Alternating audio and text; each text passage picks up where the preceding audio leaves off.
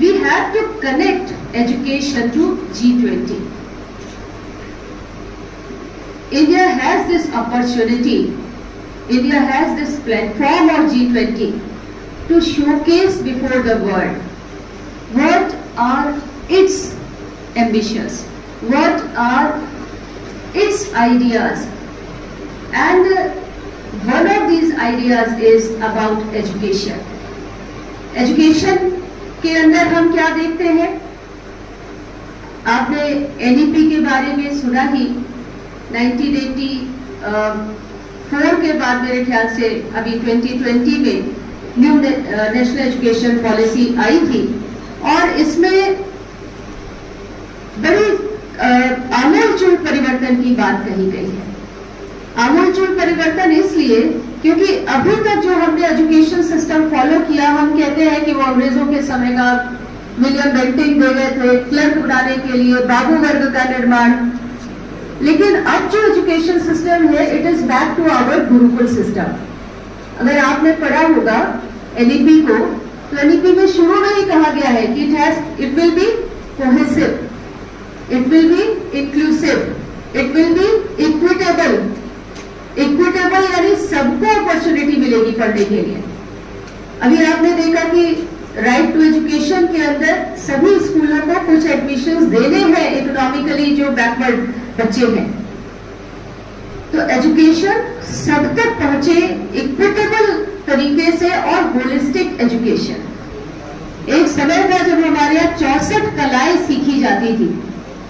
आपको महाभारत का किस्सा मैं बताती हूँ। महाभारत आपने सबने पढ़ा होगा और उसमें आपने ये भी देखा कि कैसे पांडवों को 14 वर्ष का वनवास मिला, जिसमें से 1 साल उनको आखिरी में अज्ञातवास करना था। और अज्ञातवास में आपको पता ही है कि सब 5 भाइयों ने एक रोल अपने ले लिया था, जिसमें अर्जुन का आपको रोल याद होगा। अर्जुन ने बृहन्नला का रूप लिया था। Brihannala, who was Brihannala?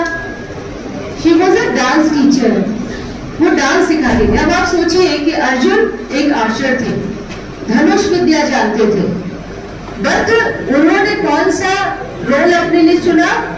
एक डांसर का। आज अगर हमसे आपसे कहा जाए कि 1 वर्ष अज्ञातवास में बिताना है, तो हम तो टीचर ही बने रहेंगे, हम उस रोल को छोड़ ही नहीं पाएंगे। जहां जाएंगे वैसे बोलने लगेंगे कि लोग कहेंगे आप टीचर हैं क्या? ऐसा होता है आप लोगों के साथ भी। तो लेकिन अर्जुन ने डांस को चुना और आप देखिए कि आर्चरी और डांस दोनों में बॉडी का कोऑर्डिनेशन बहुत जरूरी। अगर वो नहीं है तो दोनों काम नहीं कर सकते। इसी तरीके से भीम बिकेम कुक। क्यों?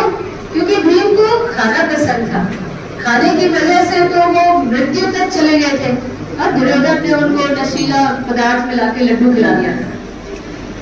तो ये पाक कला उन्होंने सीखी। यद्यपि वो एक बड़े बलवान थे, उन्हें कुश्ती आती थी, गदा चलाते थे, लेकिन फिर भी उन्होंने पाक कला सीखी। दोनों में कितना अंतर है। पाक कला कैसी होती है? जहां पर you have to concentrate, you have to, it is something very delicate. लेकिन ये होलिस्टिक पढ़ाई थी जिसने उनको ये करने के लिए समर्थ बनाया, केपेबल बनाया। And what is our education system doing? अभी तो ये हाल हो गया है कि मैं पॉलिटिकल साइंस की टीचर हूँ, लेकिन पढ़ाते पढ़ाते इतने सालों में अभी मुझसे कहा जाए कि पब्लिक एडमिनिस्ट्रेशन पढ़ा दो, हम कहेंगे पब्लिक एड मत दो, IR पढ़वा लो, पॉलिटिकल सोशियोलॉजी पढ़वा लो। यानी हम स्पेशलाइजेशन के दौर में ऐसा चले गए कि हमने अपने सब्जेक्ट में भी इतना ज्यादा सुपर स्पेशलाइजेशन कर दिया है। तो it is not actual education. What is education?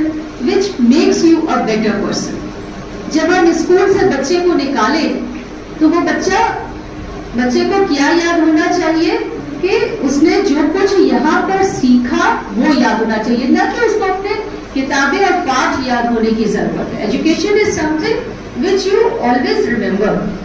It isn't कि आपने उसको पढ़ के इम्तिहान कर लिया और आपने ग्रेड्स अच्छे ले आए, मार्कशीट ले आए, मार्कशीट रिडंडेंट हो जाती है एक टाइम के बाद। उसके बाद क्या मैटर करता है, आपकी जो नॉलेज है which is here, which you have retained. तो हमारी जो एजुकेशन सिस्टम हो, एनईपी ने क्या बताया कि it is life long learning, जिंदगी भर हम सीखते रहते हैं। जिंदगी भर सीखा अभी जब 2020 में कोविड हुआ, दैट व्हाट हैपेंड, हम सब ने कंप्यूटर पे क्लास लेना सीखी। मुझे याद है कि लगभग 1.5 महीना हम सब लोग एकदम सन्नाटे में थे। But first day, that was labour day, that was the day when we had our first online meeting. और उस दिन से हमने जो मीटिंग शुरू की, तो हमने एलुमनाई मीट भी उसमें की, हमने अपने कल्चरल प्रोग्राम भी उससे कर लिए, केवल स्पोर्ट्स के अलावा सब कुछ हमने कर लिया। Everybody learn. पहले नहीं आता था, बच्चे हमें निकाल देते थे क्लास से, ये भी होता था। प्रश्न पूछा हमने और हम देख रहे कि हम you were remove from your class, हमारा लिंक क्रिएट किया हुआ, आई वाज रिमूव्ड। फिर उसके बाद जब तक वापस ज्वाइन किया तो सवाल भूल चुके होते थे। तो हमने सीखा, वी लर्न। तो learning is life long and we are capable of doing that. आप इसीलिए यहाँ पर बैठे हुए हैं। हम लोग भी वर्कशॉप करते हैं, प्रिंसिपल्स के लिए वर्कशॉप होती है, उसमें हमको बुलाया जाता है, हफ्ते भर बैठते हैं, दिन भर सीखते हैं और वहां से 100 बातों में से 10 बातें अगर हम ले आए तो बहुत हो जाता है। तो it is life long learning, that inclusive and collaborative technology enabled learning, जिसको ब्लेंडेड लर्निंग भी हम कह सकते हैं। And what it should do, it should strengthen research and innovation through collaboration. देखिए G20 और एजुकेशन यहाँ पर जुड़ जाते हैं, क्योंकि जब G20 के प्लेटफॉर्म से हम एजुकेशन की बात करते हैं तो हम रिसर्च और इनोवेशन में कोलैबोरेशन की बात करते हैं। हमें उनसे कुछ सीखना है। अभी पांडे जी कह रहे थे कि G20 में डेवलपिंग कंट्रीज ही नहीं है, डेवलप कंट्रीज भी है, कनाडा भी है, चाइना भी है, फ्रांस भी है, इटली भी है, जर्मनी भी है। तो ये सारी जो कंट्रीज है ये हमें कुछ दे सकती है, हमें सिखा सकती है। उसे ब्राजील भी है, वो हमसे सीख सकता है। तो ये गिव एंड टेक है, कोलैबोरेशन है। इसीलिए तो कहा गया कि वसुधैव कुटुंबकम। फिर reducing high drop out rate, ये हमारे लिए जरूरी है। कैसे हम इसको करेंगे? Through all these, through FLN, foundational literacy and numeracy, through tech enable जो हमारी एजुकेशन होगी उनके माध्यम से।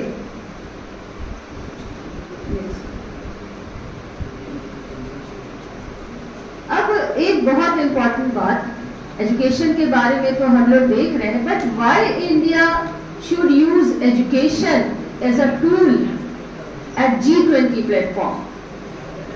अब being a student of political science, being a student of political science, जब भी कोई भी कार्यक्रम होता है तो उसमें हम लोग कुछ राजनीति ढूंढते हैं। और अंतर्राष्ट्रीय राजनीति के स्तर पर आप क्या देखते हैं कि इंडिया एक सॉफ्ट पावर है।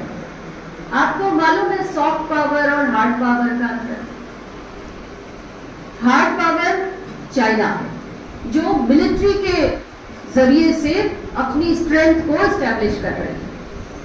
इंडिया सॉफ्ट पावर का मतलब अपने कल्चर से, अपने एजुकेशन से, स्पोर्ट्स से अपनी पावर को एस्टैब्लिश कर रही है। 1980s का वो दौर था जब राजीव गांधी प्राइम मिनिस्टर थे और उस समय इंडिया फेस्टिवल्स आयोजित किए गए थे जगह जगह पर। उसके पहले इंडिया क्या था? How India was showcased before 1980s। इसको शोकेस किया था सत्यजीत रे ने, इसको शोकेस किया था जेम्स बॉन्ड की फिल्मों ने, जिसमें क्या दिखाया था? पॉवर्टी दिखाई थी। जिसमें क्या दिखाया था? राजा है या साधु है जो गर्दन तक अपने आप को रेत में डुबोकर बैठे हुए हैं, सांप वाली ट्रिक हो रही है। ऐसी इंडिया थी। इस इंडिया को लोग क्या समझते थे विदेश में कि इंडिया में लोग पेड़ों पर रहते हैं, लेकिन इंडिया बदल रहा था। इंफॉर्मेशन टेक्नोलॉजी की जो क्रांति थी वो उस समय आ रही थी। तो Rajiv Gandhi was the first prime minister who actually started changing the image of the country, and he organized several India festivals in various countries, और उन कंट्रीज के फेस्टिवल्स हमारे यहाँ भी हुए। तो ये जो एक्सचेंज, जो कोलैबोरेशन शुरू हुआ, उसने क्या किया, इंडिया की इमेज को बदला। That was the first step towards our effort in establishing ourselves as a soft power. हम लड़ाई नहीं करना चाहते, हम अपनी मिलिट्री को नहीं प्रेजेंट करना चाहते हैं, हम क्या करना चाहते हैं, अपनी डेमोक्रेसी से। We are the largest democracy, अब तो हम लिटरली लार्जेस्ट डेमोक्रेसी हो गए हैं। तो लार्जेस्ट डेमोक्रेसी कल्चर के जरिए से, सोसाइटी के जरिए से, स्पोर्ट्स के जरिए से, cricket diplomacy, ping pong diplomacy. Ping pong diplomacy आपको पता है, जब टेबल टेनिस के जो खेल होते हैं, चाइना के साथ हमने पिंग पॉन्ग डिप्लोमेसी, पाकिस्तान के साथ क्रिकेट डिप्लोमेसी। तो these are the measures through which India try to establish itself as a big power. तो सॉफ्ट पावर चूंकि हम हैं, डिप्लोमेसी का हम इस्तेमाल करते हैं अपने आप को आगे बढ़ाने के लिए, उसमें एजुकेशन भी फिट होता है। जब हम डिप्लोमेसी कहते हैं तो एजुकेशन वहां पर आ जाता है। और आपको मालूम है कि इंडिया के पास एक बहुत बड़ा नॉलेज सेंटर है, नॉलेज हब है, और इसीलिए अभी हम आज क्या कहते हैं, इंडिजीनियस नॉलेज की बात करते हैं, हम भारतीय ज्ञान संपदा की बात करते हैं, और उसको अब हमें आगे लाने की जरूरत है, ये महसूस किया जा रहा है। और इसलिए G20 के प्लेटफॉर्म से एजुकेशन को भी प्रमोट किया जा रहा है for exchange of experiences and expertise, best practices useful in collaborative reforms in education sector. अभी जो हम लोग यहाँ पर बैठे हुए हैं, जिसके बारे में वीडियो प्रिंसिपल ने बताया भी कि जन भागीदारी का ये कार्यक्रम आरंभ हुआ है। और उस कार्यक्रम को क्यों आरंभ किया गया, क्योंकि G20 की जो बैठकें हैं एजुकेशन को लेकर, जो पहले आपको